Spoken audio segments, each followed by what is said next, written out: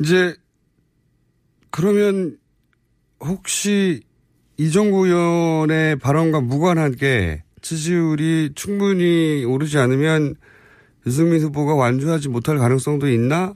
이런 전망도 있긴 있었잖아요. 계속해서. 근데 이제 대부분 그렇게 생각하시는 분들이 돈 문제 많이 거론하시잖아요. 그렇죠. 돈이 안 되는 거 아니냐. 부족하다. 빚질 텐데. 당이 파산할 위험에 처하면 후보가 계속 완주를 할 수 있겠느냐. 이런 걱정들이신데 근데 걱정 노땡큐세요. 왜냐하면 저희는 뭐 빚내서 선거하지 않고 1원 한 푼 당의 돈 가져다가 쓰지 않는 선거거든요. 당에서 돈을 어떻게 한 번도 안 가져왔었죠? 어떻게 하는데? 선거를 나라에서 선거를 치르는 대권 그 자금으로만 한다. 네네. 그런데 그 자금은 어차피 선거 치르라고 국고에서 주는 거기 때문에 선거 이외의 비용으로 쓰면 그것도 룰 위반이죠. 그 돈만 가지고 선거를 하는 거죠. 그게 얼마나 됩니까? 그게 이제 65억인가 그런데요. 65억으로 아니 거기 더하기 이제 우리가 후보가 후원금 모금하고 하는 선거를 목적으로 모금하는 그렇죠. 각종 근데 이제 공보물만 돌려도 저희는요 공보물도 지금 싸게 했어요. 싸게요? 네, 왜냐하면 원래 한 38억 정도 하잖아요. 본원금을 돌리는데 전국의 유권자들에게 공보물만 돌려도 한 1,500만 세대 정도 돌릴 거예요. 그게 40억 가까이 되는 걸로 아는데 그죠? 굉장히 그런데 이게 이제 8P와 12P의 이 오묘한 차이가 있어요. 홍보물을 줄이는 것으로. 아니 이제 저희는 지금 굉장히 어떻게든 돈 한 푼이라도 더 아끼려고 그러는데 돈만 아끼는 게 중요한 게 아니라 가성비를 높이는 거죠. 들인 비용 대비 효과를 극대화하자는 건데 8P를 하면은 이게 기계 용어가 굉장히 복잡한데 그런 뭐 출력 기계를 쓰는데 12P를 쓰게 되면 새로운 출력 기계를 따로 돌려야 되기 때문에 돈이 2배가 된대요. 8페이지만 하기로. 네. 그래서 비용을 줄이고. 근데 8P나 12P나 유권자들은 차이를 인식도 못 하세요. 비용을 줄이는 것까지는 알겠는데 이제 노출의 기회가 점점 적어지지 않습니까? 이렇게 되면. 노출은 걱정 안 해도 될 것 같아요. 왜냐하면 네거티브도 안 하시는데. 지난번 TV 토론 보니까 뭐 전 국민들이 거의 TV 토론 다 보시더라고요. 다른 비용 쓰지 말고 TV 토론에서. 우리는 이렇게 선관이나 각종 언론사들이 해주는 이렇게 공익적인 기회. 이런데 최대 노출을 하겠다 이거죠. 공익적인 기회. 토론회. 좋은 전략이라기보다는 그 전략밖에 없는 거죠. 좋은 전략이죠. 물론. 결과적으로 제일 좋은 전략이죠. 다른 옵션이 있는데도 불구하고 그렇게 하면 좋은 전략이라고 하겠는데 그렇게 막 크게 더 칭찬하고 싶은데 그 전략 위에는 없으니까. 근데 이게 국민들한테도 좋은 전략이죠. 그 어마어마하게 불필요한 뭐 500억씩 되는 그런 선거 비용 써놓고 나중에 국민 세금으로 다 돌려받는 이거야말로 국민들한테 얼굴 못 들 일 아니에요? 그래서 저희는 검은 돈, 눈먼 돈, 새는 돈 없는 선거 하겠다. 산무 선거예요. 돈이 더 많았으면 다르게 했겠죠. 어쨌든 그 선거운동 자체는 그렇게 뭐랄까요. 군더더기 없는 선거운동을 하겠다. 가성비 높게. 그게 유일한 전략이든 그거밖에 없어서든 어떤 좋은 이때까지 대선에서 없었던 전략이긴 합니다. 선거혁명이에요. 선거혁명이요? 네. 알겠습니다. 그렇다고 치고요. 그렇다고 치고요. 그러면 완주하는 건가요? 많은 분들이 궁금해하는 게요. 완주한다고 수도 없이 1,000명을 했는데. 원래 정치인들은 이제 정치가 생물이라서 이런 얘기하면서 나중에 바뀌기도 하잖아요. 근데 유승민 후보 본인의 의지는 끝까지 간다. 1%가 나오든. 1% 더 나오는데요. 한 5% 나오는데요. 아니 비유적으로. 네네. 토론회 이후에 약간씩 올라가고 있어요. 약간씩 올라가. 상승세를 탔다고 좀 보도 좀 많이 해주세요. 여론조사 결과로도 분명히 올라가고 있어요. 상승 추세인 건 분명하나 그 추세가 뭐 일주일에 5% 10% 이게 아니기 때문에 눈에 잘 안 띄잖아요. 세상 일 몰라요. 몰라요? 노무현 대통령이 그렇게 후단협에 후보 사퇴하라고 시달릴 때 그분이 대통령 될 줄 누가 그렇게 많이 알았을까요? 그렇지만 그때는 단일화를 했지 않습니까? 유승민 후보가 끝까지 완주하는. 단일화는 파기됐잖아요. 그렇죠. 파기된 단일화 덕분에 대통령이 되셨다고 저는 판단하는데요. 유승민 후보는 그런 액션은 없이 그냥 완주만 한다는 거 아니에요, 지금은. 근데요, 이게요, 모범생이 사고를 안 치면 또 같이 나온 분들 중에 모범생이 아닌 후보들이 꽤 있잖아요. 그분들이 스스로 사고를 쳐가지고 올라갈 수도 있어요. 홍준표 후보가 사고로 낙마하길 기다리시는 거예요? 아니, 뭐, 홍만이 아니라도. 감 떨어지길 기다리는 전략인 것 같은데. 그럼 일단 본인은 그 지지율이 연연하지 않고 안주하겠다는 의지가 굳건하다. 당연하죠. 네, 그렇기 때문에 당내에서 다른 얘기는 개별적으로 이종구 의원 같은 분들이 얘기를 할 수는 있으나 뭐 사퇴하라고 당에서 압박을 공식적으로 한다든가 그런 건 있을 수 없는 일이다. 없는 일이고 어제만 하더라도 이제 이종구 의원님의 이런 어떻게 보면 기가 막힌 발언 때문에 다들 놀래가지고 선대위원장님들이랑 전부 총출동해서 우리는 오히려 네, 단합된 유세를 했죠. 오히려 그렇지 않다는 걸 보여주기 위해서. 네. 그리고 이제 제가 전기 스쿠터를 타고 다니면서 유세하는 귀엽죠. 그러니까 그 전기 스쿠터가 다종다양한 유세 차량 중에 네. 한 방편으로 사용됐으면 네. 야, 참 좋은 아이디어다 했을 텐데 전기 스쿠터만 달랑이시니까 좀 안쓰럽다. 유세 차량을 빌릴 돈이 없구나. 그렇죠? 근데 이게요. 네. 아까 계속 말씀드리지만 어떻게 보면 후보가 253개 지역에 3주 정도 되는 선거 기간에 다 못 가요. 못 가죠, 당연히. 못 가는데 그 후보가 타지도 못하는 그 어마어마한 유세차들을 그렇게 막 몇백 개씩 만드는 거 그거 정말 국민 돈으로 세금으로 하는 거 잘하는 거예요? 알겠습니다. 네. 네. 어쨌든, 모르시는 분도 많겠지만. 네. 저는 업이 이려하여 어떻게 유세가 이루어지고 있나 다른 후보들도 보는데 유승민 후보 쪽에서는 전기 스쿠터를 한 대 달랑 타고 이렇게.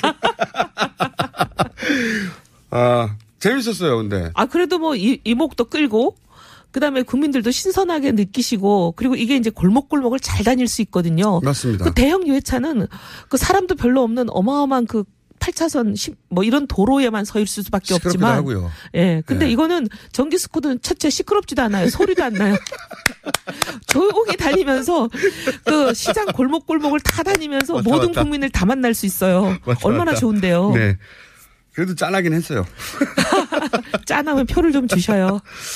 이 전략이 충분히 노출되고 알려지기만 하면 저는 그 표 중에 가장 무서운 표가 짠한 사람한테 주는 표잖아요. 그리고 이제 저희 지금 자전거 유세단도 하거든요.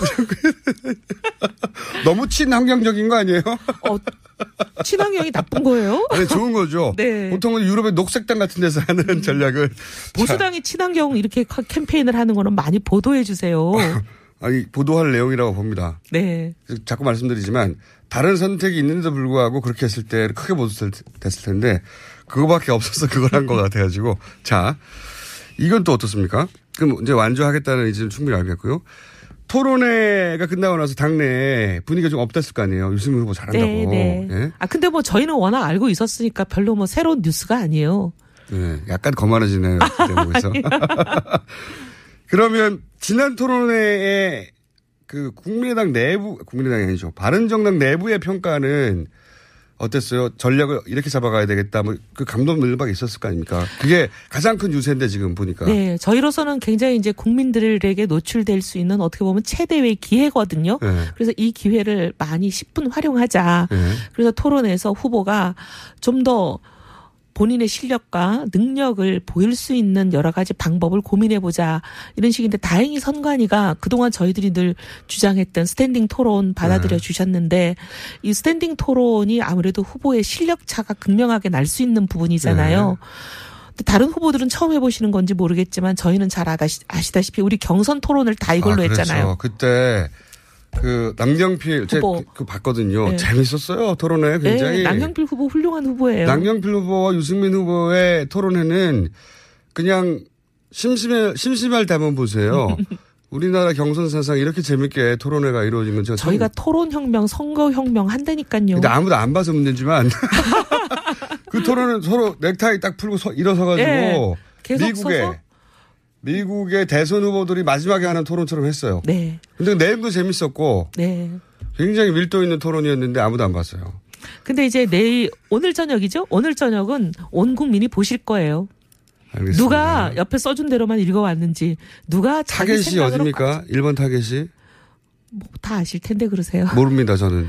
보수 적통 싸움이잖아요. 1번 타겟은 그러면 홍준표 후보가 되는 것이고. 아니, 저는 이게 이제 타겟이라기보다는 진실을 규명하는 게 중요하다고 생각해요. 국민들이 정확하게 알아야 판단하시니까. 근데 본인의 표는, 그러니까 바른정당의 표는 지금, 자유한국당에도 가 있지만 더 많은 포지션이 국민의당에 가 있는 거 아닙니까? 둘 다 예.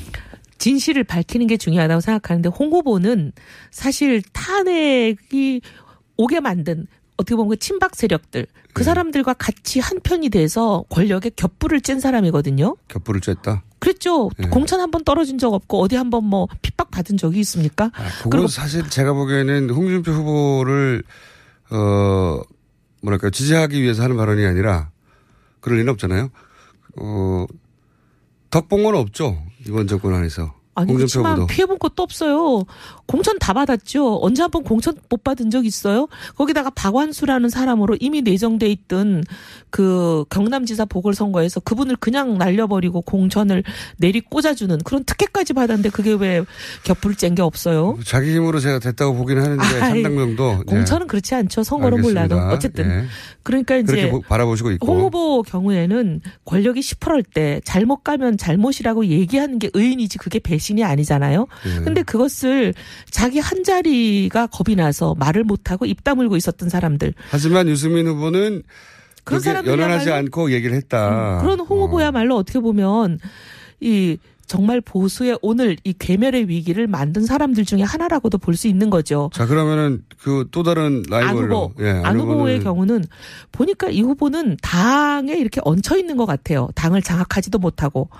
근데 이 후보는 보면 당이 일사불란하게 안 후보를 잘 도와주고 있는 것 같은데요. 그렇지만 예를 들면 사드 당론 같은 거 본인은 바꿨다고 그러니까 사드에 대한 입장을 본인은 바꿨다고 얘기하지만 당은 계속 줄기차게 후보와 다른 입장을 견지하고 있잖아요. 당이 기반한 또 지역의 정서를 고려하지. 어찌됐거나 간에 결론이 본인이 그 중요한 제일 이 대선 국면에서 중요한 입장인 사드 문제에 대해서도 자기 입장 하나를 당에 관철시키지 못하는 후보는 당을 장악하지 못하고 있는데 그럼 당은 누가 장악하고 있냐.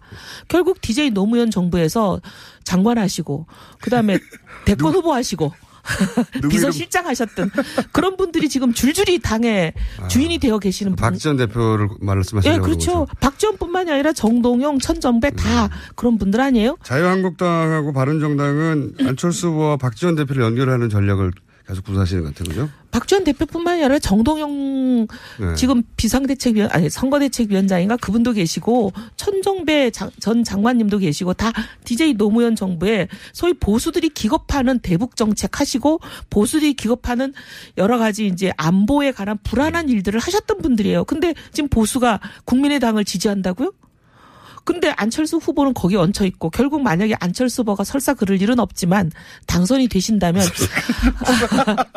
안철수 후보 마음대로 아무것도 못하고 안철수 후보 쪽에서 유승민 후보한테 말을 하는 게 근데 지금 지지율로 보면 더 맞는 거 아닙니까? 안철수 후보 마음대로 정책은 하나도 못하고 결국은 이 뒤에 있는 소위 말하면 상황들이잖아요. 상황들. 이제는 상황도 아니고 상황들이라고. 상황들에 의해서 모든 게 다 움직여지고 안철수 후보는 거의 꼭두각시가 될 수 있는 그런 부분인데 이거 정확하게 국민들이 아셔야죠. 이번 토론에 어떤 전략으로 나올지는 이제 알겠습니다. 대충. 제 얘기죠. 토론 때 유승민 후보를 제외하고 토론을 제일 잘했다. 제일 못했다. 이렇게. 저는 제일 잘한 사람은 심상정 의원이라고 생각합니다. 이 후보를 제외하면. 자기가 다 알고 있는 걸 얘기하잖아요. 그렇죠. 네. 그리고 뭐 막힘이 없고 뭐 안 보면 안보, 경제면 경제, 사회 복지면 복지. 딱히 표를 가져갈 후보가 아니어서 칭찬하는 거 아니에요? 아니요. 서로 겹치지 않으니까. 객관적이에요. 객관적. 근데 언론들도 그렇게 평가했던데요. 유심히 빛났다. 이거는 언론의 제목이잖아요. 두 분의 지금 대선 지지율보다 훨씬 높은 평가를 받았죠. 예, 잘했다는 평가에서. 자기 지지를 넘어서는. 예, 당연하고. 그리고 제일 못한 후보로 평가받는 사람이 안철수 후보던데요. 심지어 언론의 제목에 보니까 이렇더라고요. 유승민 압승하고 안철수 이대로는 곤란해. 그런 제목들도 있었어요. 아니 그럼 개인적으로 보시기는 어땠어요? 안철수 후보는 좀 더 공부 많이 하셨으면 좋겠어요. 공부의 문제가 아니라 전달의 문제였지 않았을까요? 전달이 안 되는 거 하고요. 모르는 거 하고는 그 정도 볼 수 있는 눈은 있습니다. 저도. 모른다고 보셨다고요? 예. 점점 안철수 후보를 향한 공격이 수위를 높여가네요. 바른정당 입장에서 내 거 내놔라 이런 자세인 것 같고. 지금 그러면 유승민 후보 입장에서 가장 큰 고민이 뭡니까? 고민요? 예. 없어요? 이제 토탈한 상태입니까? 고민이야 뭐 이것저것 있죠. 지금 많이 넓어지고 이제 변화의 조짐을 보이고 있지만 아직까지 잔불이 다 꺼지지 않은 것처럼 약간씩 남아있는 그런 부분들도 발목을 좀 잡고 있죠. 대선이 이제 3주밖에 안 남았는데 유승민 후보가 어차피 그렇게 여러 군데 안 다니시면 저희 방송에나 한번 드리려고. 열심히 다니고 있어요. 어제도 하루 종일 너무 제가 유세 일정 많이 짜줬다고 본인이 거의 뭐 저희 방송국 근처도 좀 들려주세요. 네. 이혜훈 의원입니다.